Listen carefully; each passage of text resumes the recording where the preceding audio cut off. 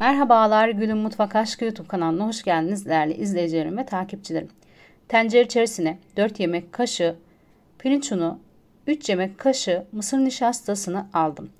Bugünkü tarifimde güzel, pratik bir kazandibi tarifi paylaşacağım.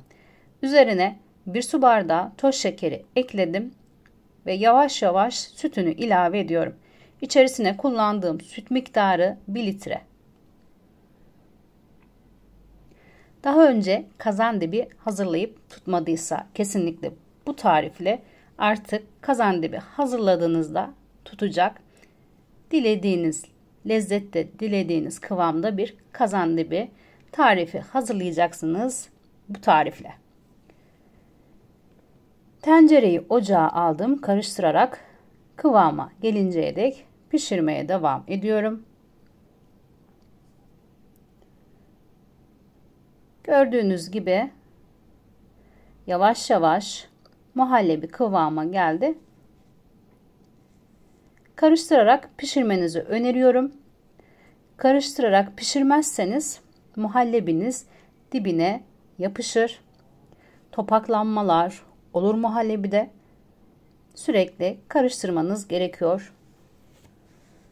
Gördüğünüz gibi yavaş yavaş kıvama gelen muhallebinin içerisine bir paket vanilyayı ilave ettim. Karıştırdıktan sonra 2 dakika daha pişirip altını kapatacağım muhallebinin.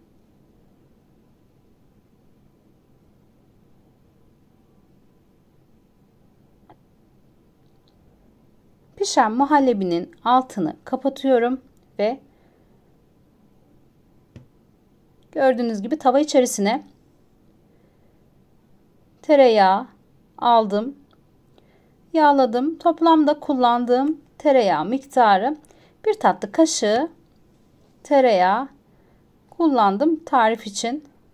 Her tarafına gelecek şekilde yağladım.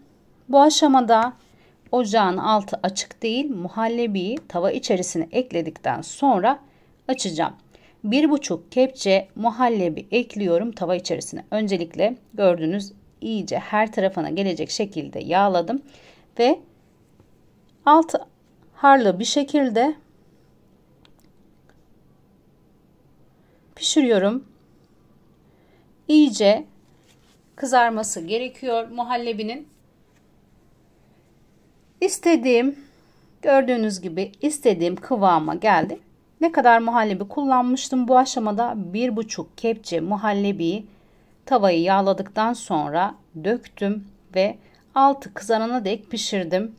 Gördüğünüz gibi muhallebinin altı kızardıktan sonra geri kalan muhallebiyi ilave ediyorum tava içerisine.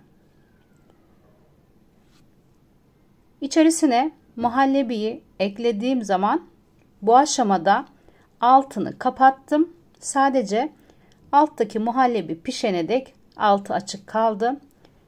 Şu an altı kapalı ocağın iyice yaydım. Tava içerisine muhallebiyi ve kaşıkla düzeltiyorum.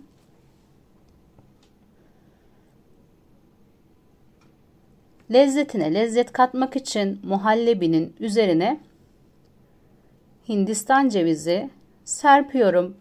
Yarım su bardağı.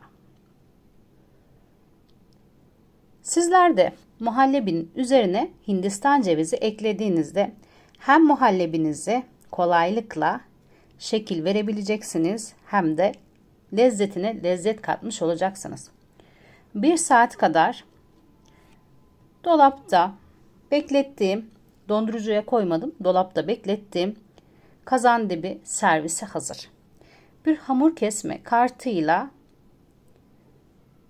şeritler halinde kesiyorum. Sizler de gördünüz, tava içerisinde hazırladım kazandibini ve hazırladığım kazandibi şu an servise hazır. 1 saat kadar buzdolabında dinlendirdim. İstediğim kıvama geldi. Gördüğünüz gibi elastik bir kıvamda güzel bir kazandibi tarifi oldu. Nacizane umarım sizler de bu güzel tarifi beğenir, sevdikleriniz için hazırlarsınız. Gördüğünüz gibi şekil veriyorum.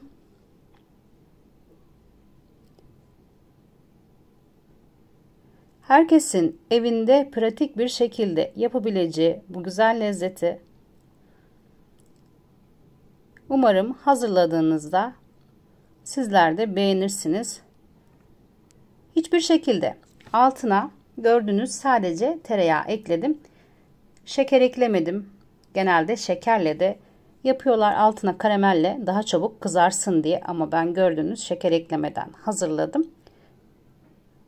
Gördüğünüz gibi kıvamı yerinde, lezzetli bir kazandibi tarifi oldu. Sizlerle de bu güzel lezzeti paylaştım. Şimdiden hazırlayacaklara afiyet olsun. Kanalıma abone olmayı ve beğeni yapmayı unutmayın lütfen. O güzel yorumlarınızı videomun altına bekliyorum. Sizlerin görüşleri benim için çok değerli. Tarifin malzemelerini neyine kadar kullandığımı da açıklama kısmında belirteceğim. Oradan da takip edebilirsiniz tarifin malzemelerini. Bir tarifin daha sonuna geldim. Başka bir tarifte görüşmek üzere. Herkese sevgiler sunuyorum.